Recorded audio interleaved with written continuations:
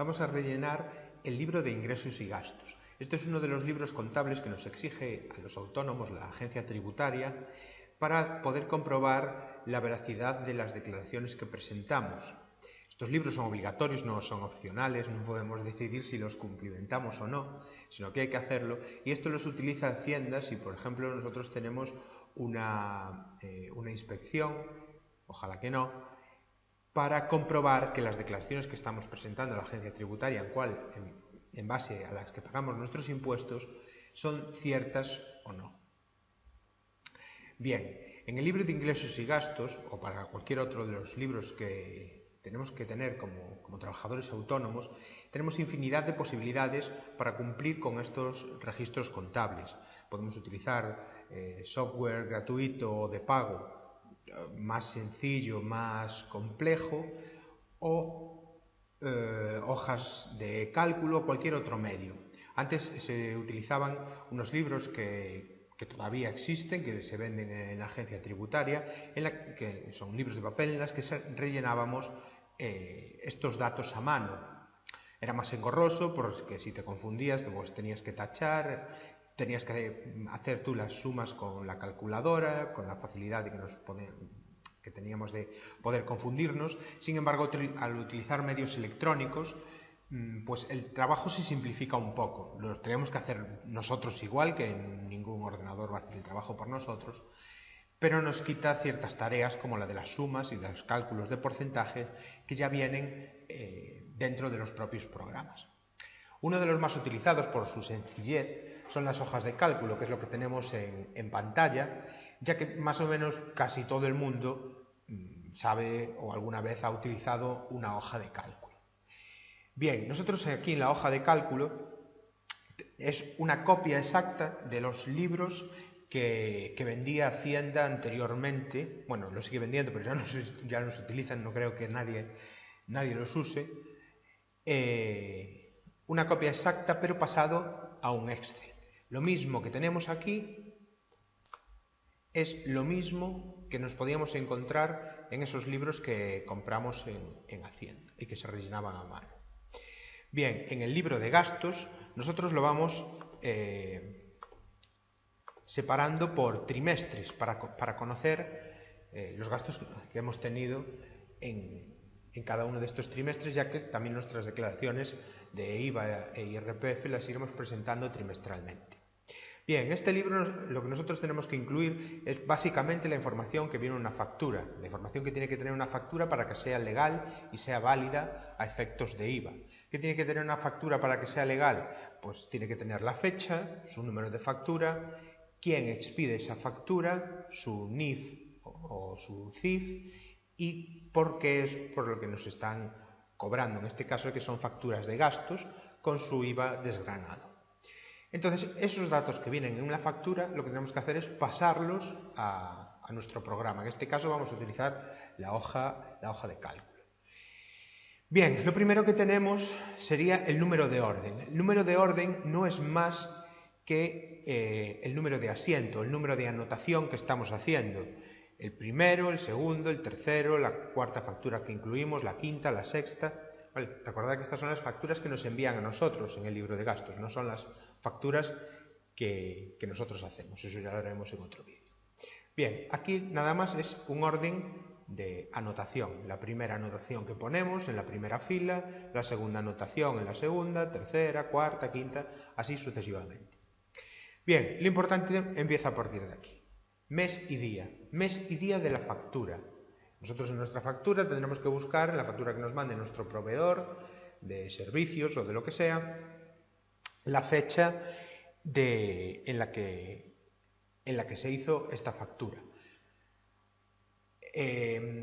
Los proveedores de luz, compañías eléctricas y de teléfono y cosas así, suelen mandar varias fechas en la misma factura. Viene la fecha de cargo, la fecha de lectura, la fecha de factura. Esa es la que a nosotros nos hace falta, la fecha de factura.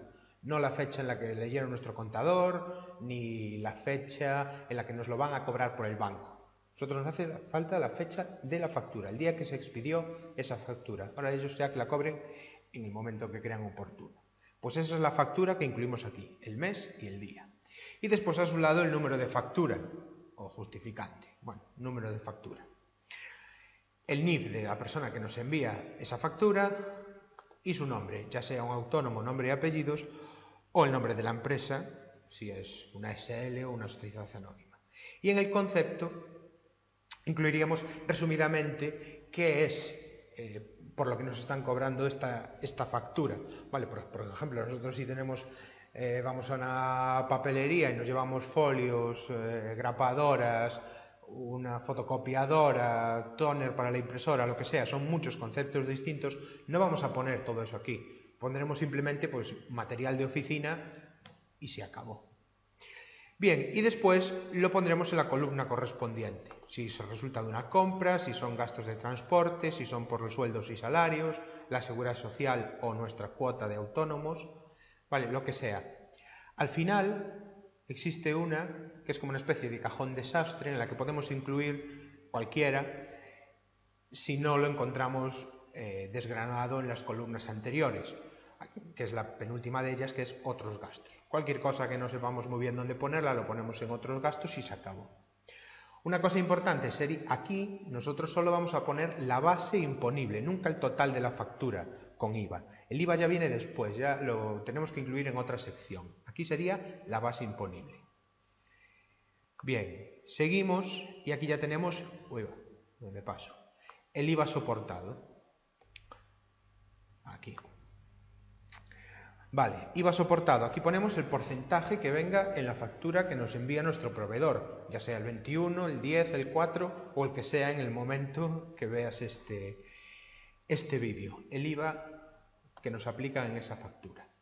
Y después las retenciones. Hay algunos trabajadores, o algunas facturas, perdón, que tendrán una retención. Por ejemplo, hay trabajadores autónomos dados de alta en actividades profesionales, como pueden ser abogados, notarios, un diseñador web, por ejemplo, que en sus facturas practican una retención.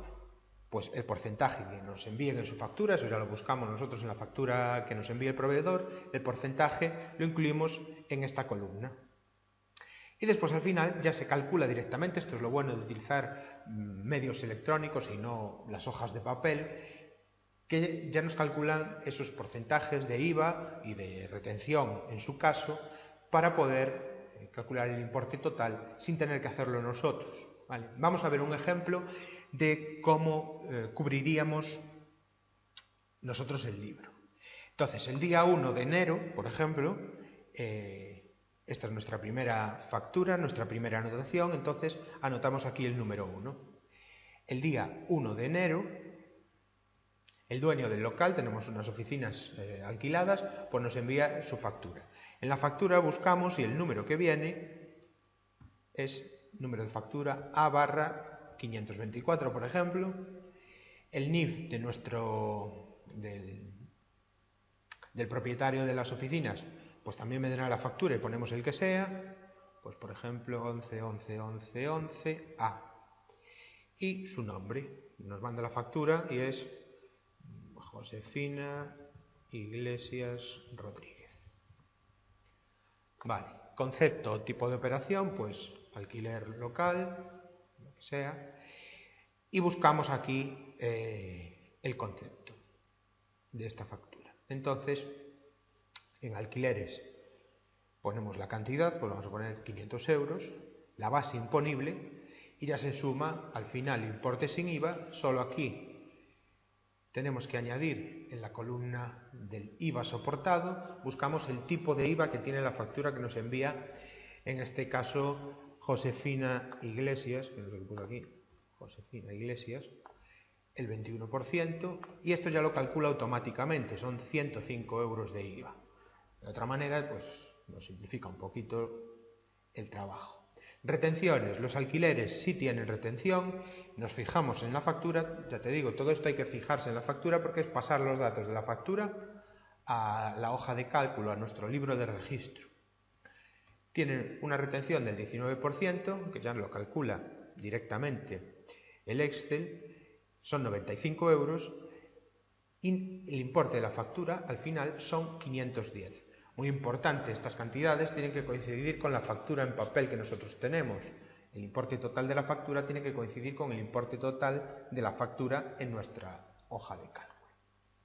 Por ejemplo, segunda factura que vamos a anotar. Ponemos la fecha, pues en enero, el día 10 mismamente, nos llega una factura de la luz. Factura número, pues lo que sea. 1, 4, 8, siempre tenemos unos números muy largos.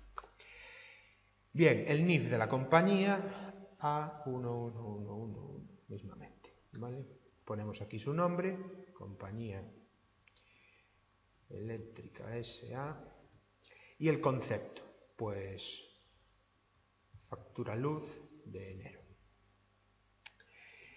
Bien, en la parte de suministros, aquí está, anotamos la base imponible de la factura, pues por ejemplo 80 euros, que ya se suman en la columna del final, donde pone importe sin IVA, se suman todos los importes que anotemos en esta parte.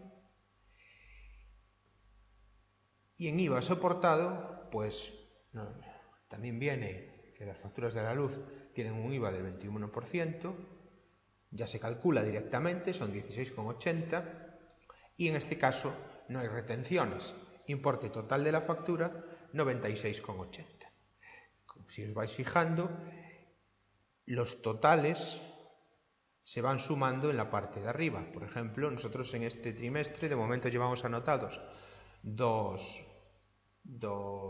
facturas por un importe sin IVA de 500 euros una, 500 euros la otra. En sumas acumuladas del trimestre llevamos los 580. IVA soportado 105 euros en un lado, 16,80 euros en la otra factura. Suma total de IVA soportado durante este trimestre 121,80 euros. Retenciones no pasan lo mismo. Los totales se suman de toda esta columna amarilla, se suman en esta parte. Y el importe total de la factura, 510 y 996,80, se suma en la parte superior, 606,80. Como veis, es muy sencillo poder rellenar el libro de compras y gastos. Lo único que tenemos que hacer es pasar los datos que nos envían en las facturas de nuestros proveedores de servicios o material o lo que sea, pasarlo directamente a esto. Se acabó. Nuestro libro de ingresos y gastos se rellenaría así durante todos los meses. Cuantas más facturas tengamos, más trabajo nos va a llevar.